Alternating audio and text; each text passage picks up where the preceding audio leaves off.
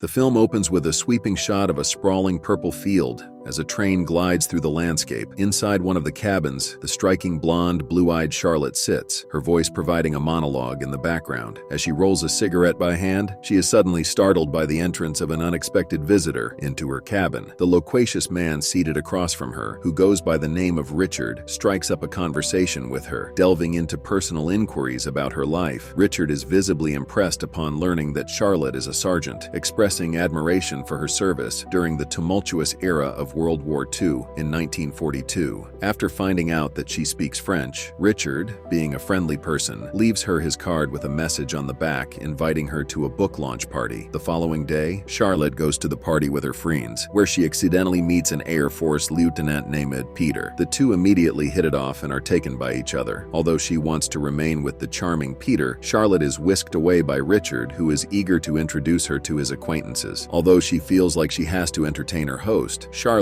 is distracted by Peter and follows him outside where he is waiting for her. The two spend the night together and begin a romantic love affair. One morning, as Charlotte is brushing Peter's hair, she tells him that someone had asked her to go to France to become a carrier and explains she wanted to go because she wanted to be as courageous as him. After all, he was a pilot. Charlotte is consumed by thoughts of bravery, but Peter disagrees, stating that survival when all your friends are dead is not bravery, it's the silver lining of war. After a brief silence, he tells her that his leave is over and he has to fly the following day, assuring her that it's just a simple mission over France. This news devastates Charlotte. After Peter's departure, Richard recruits her to the Special Operations Executives, and after going through several questions, she and a few others are made to go through rigorous training. The group is also given training on how to disguise themselves and how to transfer SOS messages. When she comes home, Charlotte makes sure that her roommates or no one else around her knows that she has been recruited and must pose as a driver. On Peter's expected arrival day, Charlotte anxiously awaits news of him, but none comes. When she contacts his friends, they inform her that his plane went down while flying over France and he is now missing in action. Determined to find Peter, she decides to enlist in France herself. While continuing her training, Charlotte gets a call from Peter's army friend, who reluctantly tells her the exact place he had landed in, even though he could be punished for giving out the information. Warning her never to divulge the information he had given her, the man hangs up. Several days later, the recruits are given their IDs, ration cards, pictures of their husbands or boyfriends, and other necessary items, all under their false identities, before being dispatched from the base. While in the car, Charlotte is informed that her contact will meet her on Saturday morning at a specific cafe. Charlotte is eventually escorted to a military plane and instructed to parachute to a specific landing spot. Upon safely reaching the ground, handlers anticipating her arrival attend to her, requesting all her papers to verify her identity. After composing herself, Charlotte meets Julian, her official French handler, and discusses their experiences there. Before her departure, Julian provides her with a contact point and instructs her to ask for a specific name, emphasizing that otherwise they will have to pretend not to know her. The next day, Charlotte finally arrives in town and navigates the cobblestone streets until she reaches the cafe where she was instructed to meet her contact. After ordering coffee and taking a seat, Charlotte is approached by a woman in a blue jacket, just as she had been instructed. As soon as Françoise sits next to Charlotte, she utters a secret phrase, which Charlotte confirms by reciting her own. Before Charlotte can hand over the item she was instructed to, her contact warns her that she believes she is being followed and advises her not to pass the object. Before Charlotte can fully comprehend the situation, the police swarm the cafe and her contact is promptly arrested in front of her. Charlotte quickly settles her bill at the cafe following the frightening incident and hastens to the vantage point provided by Julian. As soon as she sees Julian, she panics and informs him about her contact, explaining that she was arrested by the police. Upon hearing the situation, he angrily blames Françoise for being careless enough to enter the cafe while knowing she was being followed. Realizing Charlotte's cover might have been blown, Julian offers her a new one by telling her she will start working for his father as a housekeeper, taking care of two French Jewish boys whose parents had been sent to a German camp. A few hours later, Charlotte arrives at the aforementioned place and meets Julian's father, Levad, who orders her to give a bath to the two Jewish boys she was there to take care of. Entering the large house, Charlotte finds the little Bud is saddened by how fearful they are of her. Later, Julian arrives at the house and Charlotte notices the strained relationship he has with his father. The next day, Charlotte travels deep through the woods to a secluded house to meet her British contact. Once she meets the grumpy man, he informs her that German soldiers are using the main lines to transport ammunition. Before the man leaves, he also tells her that Françoise has been killed by the police. That night, Charlotte, Julianne, and other members of the resistance head to the train tracks to plant explosives under the German train carrying ammunition. After completing their mission, the group flees as they come under fire from the soldiers. After the shock of having their property destroyed, the Germans brought their forces to destroy the resistance located in the village. Charlotte goes to the station to see the spectacle for herself and is startled when she sees the two Jewish boys, Andre and Jacob, who have followed her from the house. Shocked by the sight, she rushes them back home, warning them to always remain with the men. That afternoon, Charlotte goes to meet her contact again and receives more information about the drops that would be arriving the following day. Hoping to find out anything about Peter, Charlotte begs her contact to find out anything about the pilot. That night, while Charlotte is coloring in her blonde roots, the schoolmaster by the name of Renek watches her through her window and finds out that Levade is hiding children in the house. At dawn the next day, the new German troops make their way through town, which aggravates Julian, prompting him to yell at the soldiers. Charlotte sees one of the soldiers raise his gun toward Julian and, in hopes of saving his life, rushes towards him and kisses him, defusing the situation. Once she returns home, Charlotte receives a piece of letter pushed under the door informing her to approach immediately. Leaving the house immediately, she meets her British contact, who informs her that Peter had died after his plane was shot down, devastating her with the knowledge. In the fields, Charlotte's resistance group is waiting for a drop-off when they are ambushed by armed soldiers. Julian, arriving late, survives the attack but is devastated to see all of his friends massacred. Upon returning home, Charlotte finds herself unable to sleep and weeps throughout the night. The next morning, she is harsh with the children out of frustration and is taken outside by Levade to calm down. While they talk, they see Julian approaching with rage in his eyes. He grabs Charlotte by the shoulders, yanking her around, and accuses her of betraying them to the Germans. Weeping in devastation, he tells her about the massacre and, out of anger, raises his gun on her. Before he could shoot her, Levade intervenes and vouches for her whereabouts, mentioning the note she had received. Suspicious of foul play, Charlotte confronts her contact and accuses him of betraying them. As he looks around suspiciously, he denies the accusations, but Charlotte can't shake the feeling that she was spared on purpose. He informs her that he is about to leave in a few days and urges her to join him, warning that she would be on her own if she stayed. As Charlotte makes her way back home, she is approached by Renek, who informs her that he has been observing her for some time and compliments her on her beauty. Suspicious, Charlotte inquires about his intentions, and the man explains that he only wanted to warn her. He reveals that a man from Paris has arrived to assist the Germans in meeting their Jewish quota and knows about the Jewish children being kept in the house. He offers to keep her secret as long as she agrees to sleep with him. Disgusted by the proposition but trying to maintain her composure, she reluctantly promises to meet him the following night. Fearful for the children's safety, Charlotte and Levade drive them to a different location. On their way back, Charlotte becomes teary-eyed, guilty that she was unknowingly part of the deaths of Julian's friend. When they return home, Levade finds his son napping by the fire and tells him that they've successfully hidden the children. The following morning, the group is awakened from their beds by a loud knock on the door. Outside stood German soldiers along with Renek requesting to question Levade about his Jewish ancestry. The Inquisitor adamantly tries to find out whether Levade or his son are truly French because their papers are not properly stamped. Seeing the conundrum they were in, Renek takes Julian aside and tells him that since his father needs to fulfill his quota, he would have to give up himself or the two Jewish boys. Feeling the weight of the responsibility he had for the children, Julian decides to give his father up. As they take the old man away, Levade tells his son that it is all right, understanding the difficult decision he had to make. Filled with desperation, Charlotte goes back into the house and gathers up all of Levade's clothes, then hugs him goodbye. Until matters can settle, Charlotte and Julian are kept in the basement of the house for safekeeping by the police. As they sit side by side, Charlotte confesses that she joined the army for a man she loved and consoles him about his father. Him that they need to get out of there to save the children. She suddenly gets an idea to upset the prisoner by showing them fornicating. When he angrily comes to stop them, they overpower him, subduing him to give Charlotte a chance to get to the children. When Charlotte finally arrives at the barn, she finds that the soldiers have already taken the children. Miserable by what he had to give up, Julian finds Renek and shoots him in the head, killing the man who took so much from him. Hurrying to their meeting place, he discovers Charlotte leaning despondently against the church. She informs him that she has lost the children and refuses to leave with him, despite his pleas. Eventually, Charlotte persuades Julian to leave her behind, and she returns to the house to type out a letter before they come to arrest her. As she sees them arrive, Charlotte hides in one of the rooms of the vast house, gun in hand and ready. When a soldier enters, she threatens to shoot him unless he remains silent, buying herself enough time to flee. see. She then rides her bike to the train station and passes the letter she had typed out through the cracks in the cattle cart. Inside the train, Levad reads the children the letter Charlotte had typed out. She had made it sound like it had been sent from their parents, telling them to be strong and to love each other. After Charlotte leaves France, she returns to England and resumes her social work. One afternoon, as she is sitting in her room, Charlotte receives a letter that shocked her. Going to the station, she is shocked to see Peter alive and well. He tells her the picture they had shown her was the navigator, and he had been in hiding in France. Peter asks her if they could resume the romance they once had, but she tells him her experiences in France had changed her completely. In 1945, once the war was over, Charlotte returned to France and headed over to Levad's home, where she had hoped to find Julian. In his backyard, she finds the handsome man trimming the hedges from his walls. The two are in awe at seeing each other, and they stare at each other for a while. Looking at him lovingly, she finally tells him her true name, Charlotte Gray. And with that, the movie ends.